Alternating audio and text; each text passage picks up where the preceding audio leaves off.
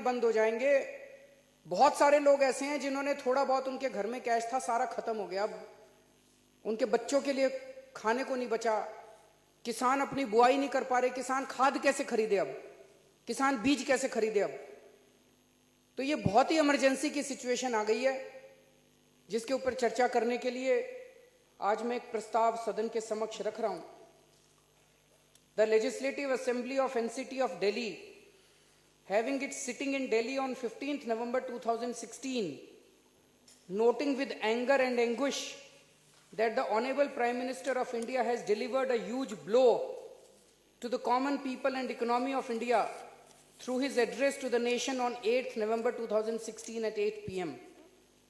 Condemning the way in which the decision to implement the devastating and mysterious demonetization scheme was taken in a most non-transparent and undemocratic manner, expressing shock over the way in which the Government of India sought to impose upon the nation its ill-conceived, unscientific and draconian scheme, which has turned crores and crores of honest Indians into helpless victims.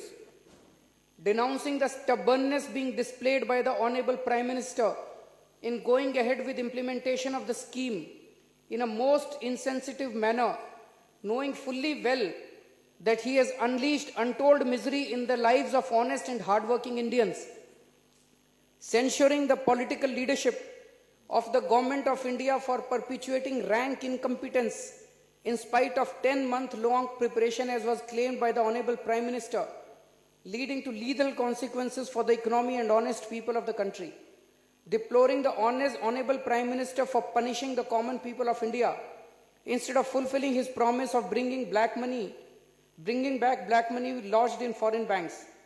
Condoling the loss of lives of honest Indians while struggling for hours together in unending queues to get back just a few hundred rupees of their own hard-earned money through banks and ATMs. Warning the Prime Minister not to insult the common man standing in serpentine queues at banks and ATMs by calling them corrupt.